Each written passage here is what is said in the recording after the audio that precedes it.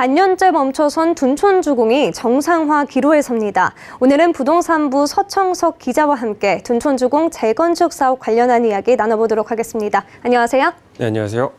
네, 내일 둔촌주공조합은 사업 정상화 여부를 결정짓는 총회를 개회하는데요. 이번 총회가 중요한 이유는 무엇인가요?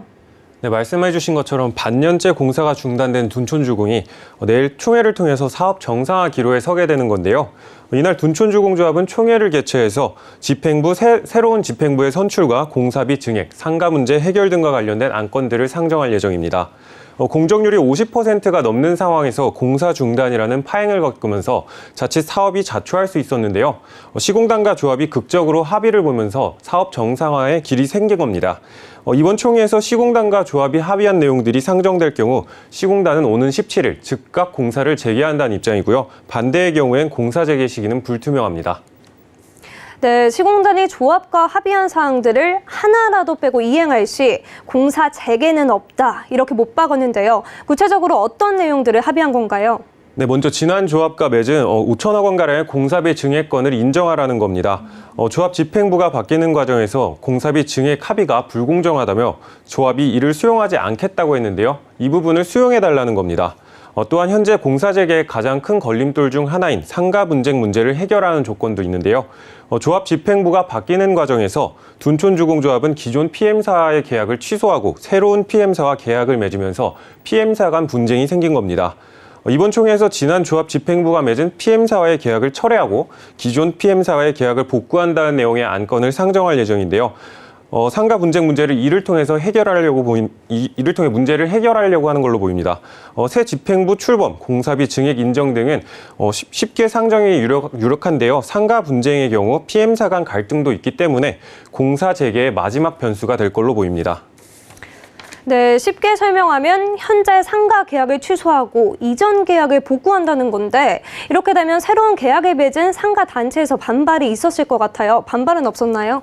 네, 앞서 말씀드린 것처럼 상가 분쟁 문제는 공사 재개의 마지막 변수가 될 수 있는데요. 현 상가 단체는 시공단과 조합 간 합의 내용에 반발에 나서고 있습니다. 현 통합상가위는 지난달 30일 서울 동부지법에 조합을 상대로 총회 일부 안건 상정 금지 가처분 신청서를 제출했습니다. 통합상가위의 일부 상정 금지 가처분 신청이 수용될 경우 시공단이 요구한 상가 분쟁 문제 해결이 되지 않기 때문에 공사 재개 여부는 불투명해질 수 있었는데요. 몇 시간 전에 해당 신청은 기각됐다는 결과가 나왔습니다. 때문에 상가 계약 원복 관련 안건 상정에는 문제가 없을 것으로 보이는데요. 다만 현재 계약한 PM사가 후속으로 어떤 조치를 취할지는 지켜봐야 합니다. 네, 내일 총회 주요 안건 이야기와 또 상가 분쟁 이야기 들어봤는데요. 끝으로 둔촌주공 사업, 이거 관심 있는 분들은 이미 많이 알고 계실 것 같은데 또 관심 없는 분들은 잘 모르실 것 같습니다. 둔촌주공 재건축 사업 어떤 사업인지 다시 한번 설명 부탁드립니다. 네, 둔촌주공 재건축 사업은 단군 이래 최대 재건축 사업이라고 불리면서 많은 사람들의 관심이 쏠렸었는데요. 기존 6천여 가구를 철거하고 12,000여 가구를 짓는 역대급 규모의 재건축 사업으로 이 단지에서 공급되는 일반 분양 물량만 4,800여 세대가 예상되고 있습니다. 작년 서울 전체 지역에서 공급된 신규 아파트 물량은 3,275세대였는데 둔촌주공 한 단지에서만 작년 서울 전체 공급량을 뛰어넘는 아파트가 공급되는 겁니다. 공사가 완료되면 미니 신도시급의 대규모 단지, 4,800여 세대의 일반 분양 물량 등 이런 이유를 통해서 많은 관심을 받았지만 조합과 시공단 간 갈등이 깊어지면서 공사 중단이라는 파국을 맞으며 지난 4월 15일 시공단은 공사 중단을 선언한 바 있습니다. 네, 지금까지 부동산부 서청석 기자와 이야기 나눠봤습니다. 고맙습니다.